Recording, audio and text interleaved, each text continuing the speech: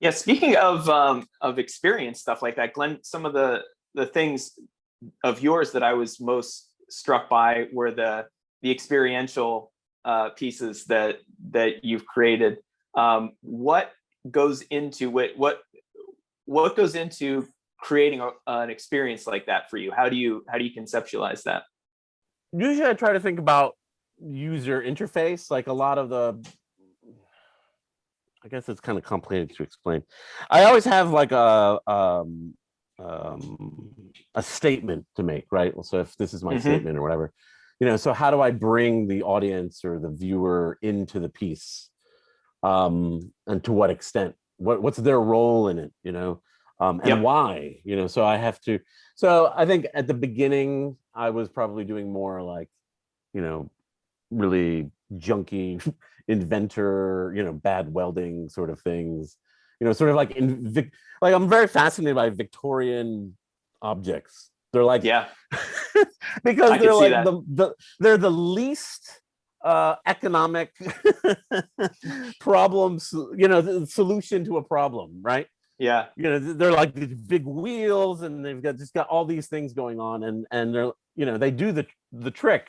But I think what's great about them is all the sort of the steps it takes to get to that point, right? So I was kind of interested in that sort of thing for a bit, and doing really weird looking objects that way. So that's probably what the experiential aspect was. um, and then I wanted a little more, like I even have one where you would, um, I keep thinking about reprising, doing a new one, because I had to throw the Mm-hmm. whole thing away.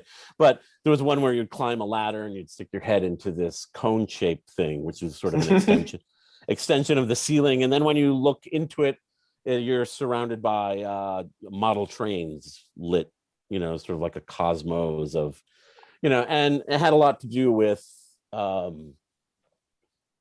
did it have to do with? I don't even know.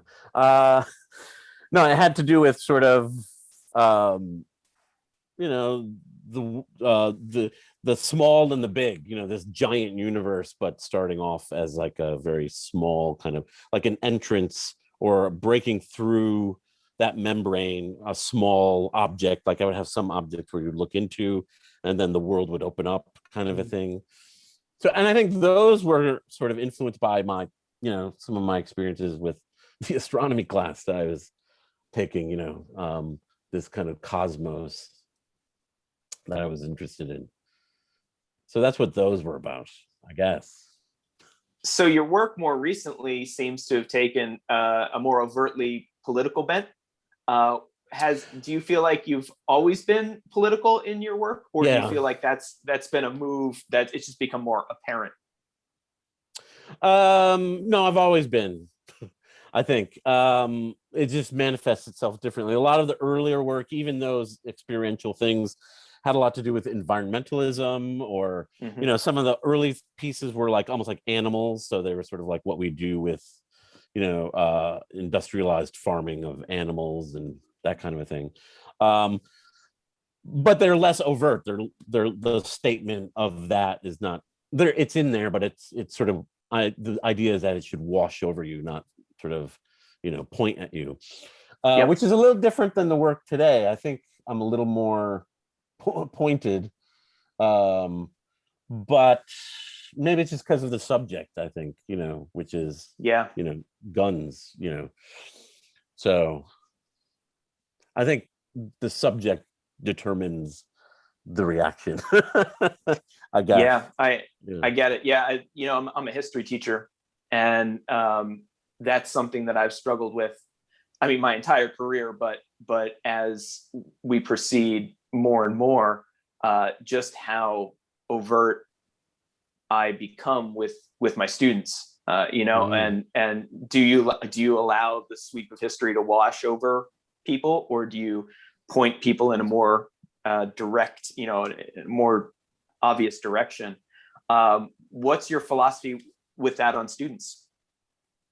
Um, with students, I haven't been had to be very pointed. You know what I mean? Like I didn't. Yeah. I mean, partially because they're art students and they're already fairly, they're pretty progressive minded for the most part. Hmm. So I mean, I haven't, but I mean, I think the times have changed so much. I mean, I remember when Trump was elected, none of the teachers were saying anything. I think it was just like sort of like the entire school went on depression mode, and and nobody was talking about it. And even the students were like, they were almost like really timid and like just waiting. Are you guys going to say anything?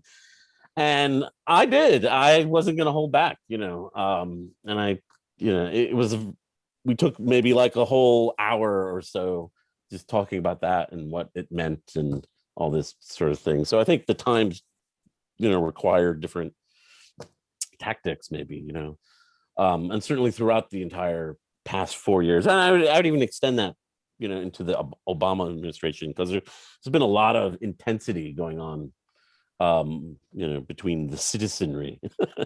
So I think, and my art has been a little more sharp for that reason, I think.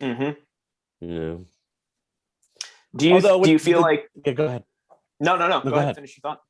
I was just gonna say, Zoom, man. Hey, man. Go ahead. Finish up. Okay. I was gonna say, what was I gonna say? No, I was gonna say, I forget, actually. You go. Well, we're not editing that part out. We are not editing that part out. Stays in.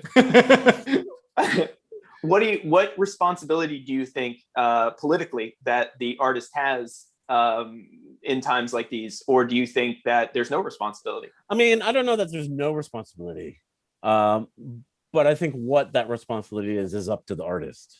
You know what I mean? And the degree to which you go after those subjects really depends on the artist and the art itself. Do you know what I mean? I think that's a really tricky thing.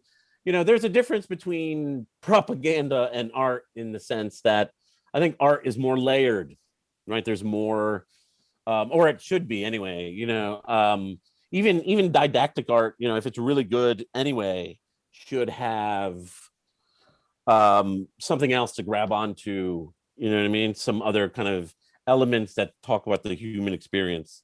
And I think all art, in a way, is political for that reason. It's all about us, and we're in America, and because of that very reason, art is, very, it questions the status quo. Just as its existence is sort of like, it questions everything that's, of, a sort of conformist society, So I don't know. I think I'm really reticent at saying you should, to any artist, that you need to make political art.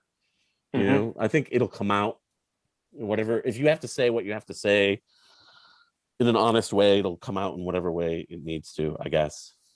I just felt, for me, I felt it was, the responsibility